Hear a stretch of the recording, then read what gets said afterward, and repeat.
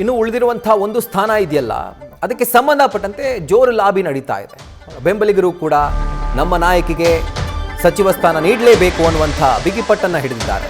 ಬೆಳಗಾವಿಯಲ್ಲೂ ಅಂಥದ್ದೇ ಒಂದು ಪ್ರತಿಭಟನೆ ವ್ಯಕ್ತವಾಗಿದೆ. ಶಾಸಕಿ ಲಕ್ಷ್ಮೀ ಹೆಬ್ಬಾಳ್ಕರ್ಗಾಗಿ ಪಂಜಿನ ಮೆರವಣಿಗೆಯನ್ನು ಮಾಡಲಾಗಿದೆ.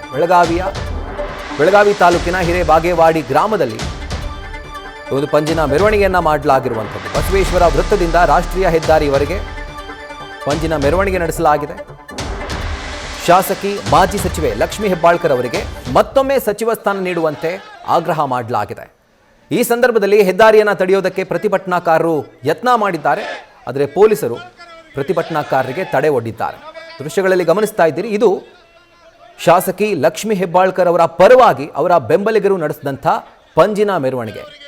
ಇದರ ಉದ್ದೇಶ ಅವರ ನಾಯಕಿಗೆ ಅಂದರೆ ಶಾಸಕಿಗೆ ಸಚಿವ ಸ್ಥಾನ ಕಲ್ಪಿಸಬೇಕು ಅನ್ನುವಂಥ ಆಗ್ರಹ.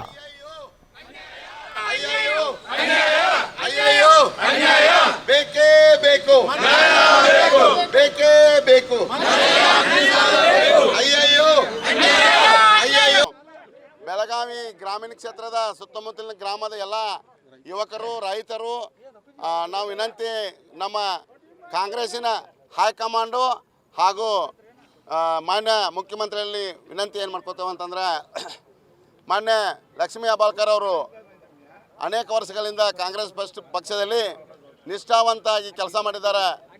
ರಾಜ್ಯದ ಮಹಿಳಾ ಅಧ್ಯಕ್ಷನಾಗಿ ರಾಜ್ಯವನ್ನು ಸುತ್ತಾಡಿದ್ದಾರೆ. ಅದರ ಜೊತೆಗೆ ಈ ಜಿಲ್ಲೆಯ ಒಂದು ಜಿಲ್ಲಾ ಅಧ್ಯಕ್ಷರಾಗಿ ಹಳ್ಳಿ ನಮ್ಮ ಸುಮಾರು 800 ಹಳ್ಳಿ, ನಮ್ಮದು ಬೆಳಗಾವಿ ಜಿಲ್ಲೆ ಸುಮಾರು 4 ಜಿಲ್ಲೆ ಆಗುವಂಥ ಒಂದು ದೊಡ್ಡ ಜಿಲ್ಲೆ ಇದು ರೆವಿನ್ಯೂ ಇರ್ಬೋದು, ಜನಸಂಖ್ಯೆಯಲ್ಲಿರ್ಬೋದು, MLAಗಳಲ್ಲಿರ್ಬೋದು, ಅದೇ ಥರ MP ಗಳಲ್ಲಿರ್ಬೋದು, 4 ಜಿಲ್ಲೆ ಆಗುವಂಥ ಒಂದು ಇದು ನಮ್ಮ ಬೆಳಗಾವಿ ಜಿಲ್ಲೆ. ಆದ್ದರಿಂದ ಈಗಾಗಲೇ ನಿಮ್ಮದು ಟೈಮ್ ಎಲ್ಲ ಮುಗಿದಿದೆ. ಈಗ ನೀವು ಇನ್ನೂವರೆಗೂ ನಮಗೆ ಫಸ್ಟ್ ಇದ್ರಾಗೂ ಕೊಡಲಿಲ್ಲ, ಸೆಕೆಂಡ್ ಲಿಸ್ಟ್ನಾಗೂ ಬರಲಿಲ್ಲ. ಆದ್ದರಿಂದ ಉಳಿದಿದ್ದು ಒಂದು ಸ್ಥಾನದ ಮಹಿಳೆಯರಿಗೆ ಅನ್ಯಾಯ ಆಗುವಂಥ ಮಾತನ್ನು ಈ ರಾಜ್ಯದ ಜನತೆ ಮಾತಾಡ್ತಾ ಇದ್ದಾರೆ. ಈ ರಾಜ್ಯವನ್ನು ಸುತ್ತಾಡಿದಂಥ ಮಹಿಳೆ ಅನೇಕ ಮಹಿಳೆಯರಿದ್ದಾರೆ, ನಮ್ಮ ಸಹೋದರರು ಇದ್ದಾರೆ, ಇಲ್ಲ ಅನ್ನಂಗಿಲ್ಲ ನಾವು. ಅದರ ಜೊತೆಗೆ ಈ ರಾಜ್ಯವನ್ನು ಸುತ್ತಾಡಿದಂಥ ಮಹಿಳೆ ಈ ಜಿಲ್ಲೆಯನ್ನು ಅನೇಕ ಕಾಂಗ್ರೆಸ್ ಶಾಸಕರು ಆರಿಸಿ ಬರಲಿಕ್ಕೆ, ಮುನಿಗೆ ಹೋಗುವಂಥ ಸಮಯದಲ್ಲಿ ಆರಿಸಿ ಬರಲಿಕ್ಕೆ ನಮ್ಮ ಜಾರಕಿಹೊಳಿ ಕುಟುಂಬ ಇರ್ಬೋದು, ನಮ್ಮ ಸೌದಿ ಕುಟುಂಬ ಇರ್ಬೋದು, ಅದೇ ಥರನಾಗಿ ನಮ್ಮ ಕೌಜಲ್ಗಿ ಕುಟುಂಬ ಇರ್ಬೋದು, ಪಟ್ಟಣ್ ಇರ್ಬೋದು, ಆಸಿಫ್ ಸೇಠ್ ಅವ್ರು ಇರ್ಬೋದು, ಅವ್ರ ಜೊತೆಗೆ ಹುಕ್ಕೇರಿ ಅವ್ರು ಇರ್ಬೋದು, ಅವ್ರ ಜೊತೆಗೆ ಹೆಗಲು ಕೊಟ್ಟು ಸಹೋದರಿ ಲಕ್ಷ್ಮೀ ಹೆಬ್ಬಾಳ್ಕರ್ ಕ್ಷೇತ್ರವನ್ನು, ಜಿಲ್ಲೆಯನ್ನು ಸುತ್ತಾಡಿ ಈ ಕ್ಷೇತ್ರ ಬೆಳಗಾವಿ ಗ್ರಾಮೀಣ ಕ್ಷೇತ್ರ ಅಂದರೆ BJP ಕ್ಷೇತ್ರ.